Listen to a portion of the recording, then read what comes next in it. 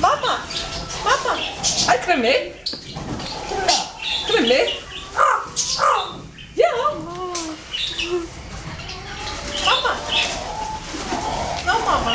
Hej! Hej Astrid! Hej! Hej Astrid! Jeg heter mamma. Hvad heter du? Jeg heter Krummi. Jeg heter mamma. Er du Krummi? Og jeg er mamma. Nej, jeg er mamma. Jeg er mamma. Du er den. Hvad heter du? Ja, du heter Krummi. Hvad er det? Krummi. Hej Krummi. Hej skat. Hej.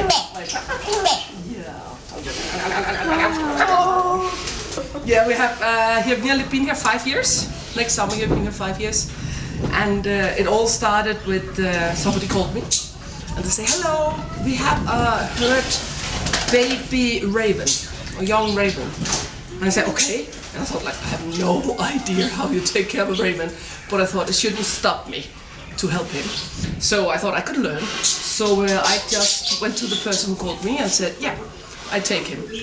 And I could see that the brother of him, he was flying around and he was fine, but he was just lying like this, on the ground, with the wings all up it like, and the feet like, and I was like, oh honey. So I took him up, and from where I picked him up and on the way home, I was considering what I should do.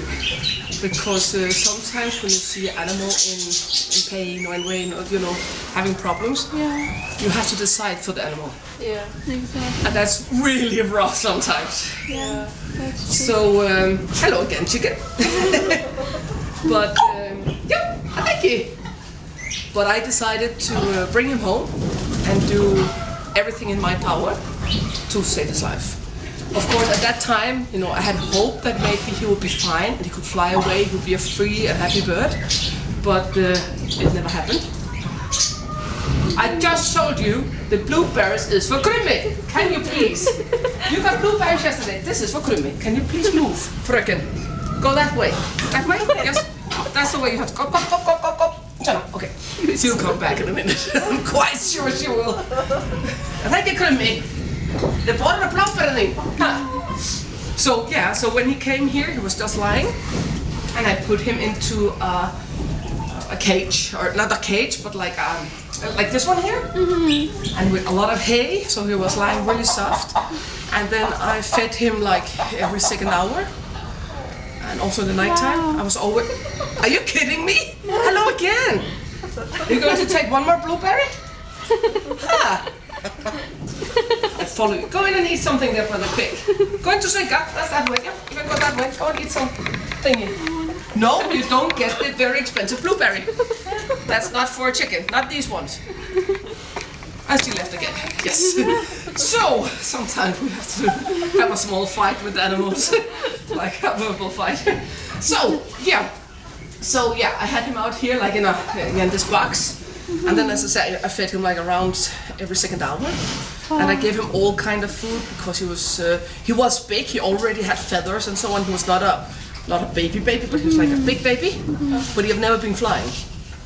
So I was just feeding him, and I just did it right with the food, and I put it down like this into his mouth, and then he opened, of course, the mouth. And the good thing is that even that I chose that I want to save his life, the animal have to agree, because you can quite often, sometimes I get some very, very sick animals, and I can see in their eyes that they have quit. They don't want to.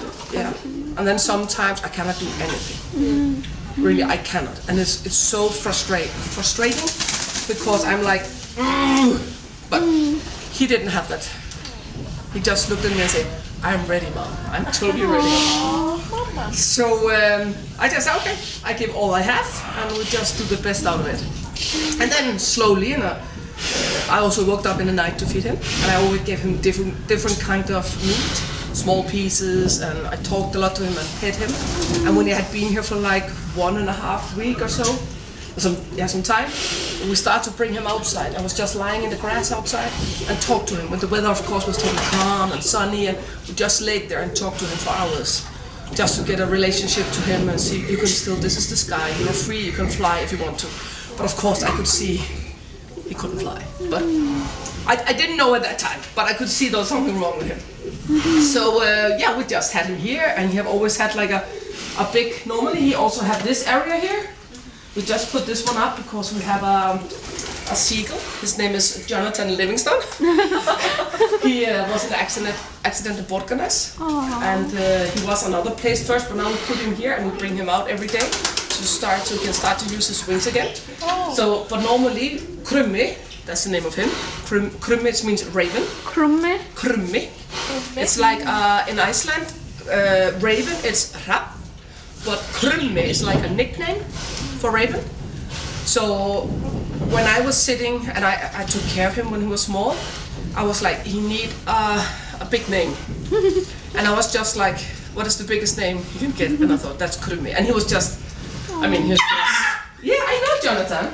I know. That was Jonathan. Yeah, it's a good joke, I know. So, yeah, but he's a bit sad now because Jonathan had been taking a part of his room. But this is normally all what Krummi has. And then Krummi, he also liked to jump out of here, and jump around, and so. He could jump. Yeah, he can. If he sometimes he jump from this thing here, Okay. and then he just go outside. Oh. So and then he's outside. When it's good weather, I bring him outside. But I always have to be by his side because since he had this accident when he was little, he cannot fly and he cannot sit on anything. So I was starting to make like this for him. I wanted to make like a swing, kind of swing, because I thought that would be awesome. Yeah. Okay, that's a pissing pig. Sorry. You're pissing in your bed? That's not clever, Svenka. Okay. So I want to make the swing for him, but then, I realized he would never learn it. He doesn't have the balance in it. Yeah. So, but yeah, we have had him for nearly 5 years, and he's a big part of our life, and the whole family love him to pieces. We love all of you guys. Sorry. But he's a bit special. Yes. And of course, we have been really using a lot of time just to save his life. And then for around when he was 2 years old or so, a raven normally say, "Oh, or something like this, just normal raven sounds. And for like 2 years ago, I was in here with my daughter. No, when he was 2 years. We normally have a lot of people coming here, really many people. There's always people here. And and I have 3 children. And one of the words they use mostly, my 3 children, is "Mama." All the day. I'm not kidding. "Mama, Mama," and you're like, yes. Always. So Mama is very used here in Hólar. And of course, every time I come in here to my animals, I always say, "Hi Krummi, hi Jonathan, hi Svenka, what's up?" And I talk to my animals in Danish, English, it doesn't matter. I always talk to my animals, and I've always done. Yeah. I mean, all of them. I talk to all of them. So when he was around 2 years old, I was in here cleaning over there, and my daughter was petting the rabbits. And then suddenly it was dark outside, and my husband and my 2 sons were not home. They were helping a farmer on another farm. And we were in here cleaning, and suddenly I just hear, "Mama!" And I was like, "Yes, honey, what's up?" And my daughter was like, "Mom?" Really? I didn't say anything. And I was like, "You're so funny." So, okay, I was just keeping on cleaning and said, "Oh, she's such a funny child." "Hello, chicken. Are you back?" So, after a small time, then I came again. "Mama! Wow. Hey, can you please don't eat this? Do you know how? Can you please go there? No, not the worms. Okay, that's why we have a chicken now. So, and I said to my daughter, why are you always calling me?" "Mom, I'm not calling you." You're so funny. Wow. And suddenly we realized it was him. Wow. Oh my God. So suddenly, just like this, he'd just say, "Mama, hi, Mama." And I was like, "Okay, hi, Kurumi." And then he started to learn to say, "Hi, Mamma, Krummi, herðu, hættu, já, nei, Gunni, Balur, Baltasar." Sorry. I Tippy. can't even like imagine. So, Or but even talking. he can talk, and it's really awesome. And sometimes he has his own language, but he really sounds like a radio. He can sometimes sit by himself and just sit here when I'm cleaning. Very often when I'm in here cleaning, he always talks to me. He goes, "Mama!" That's the most words he's using is "Mama," "Hi," "Krummi," and "Ha." And then sometimes he even do like this, "Ha." I don't know where he got it from. But when he really speaks like a radio, it sounds like, if you can imagine, you're sitting in a park and there's some children running around playing and you can hear they are talking. You cannot hear what they're saying, but you can hear the sound of the human speech. Yes. Or the human sound. Yes. That's how he sounds. Exactly. And that's extremely, when he is like this, sometimes we just, are you kidding me? Wow. Don't you get a hint? Go up again to your friend in the hay. Yes, there we go. So, yeah, you can take that one. Good idea. Go up to your friend. So that's, that's quite awesome when he starts this. That's really, really awesome. And he's just so, yeah, we love him to pieces. Wow.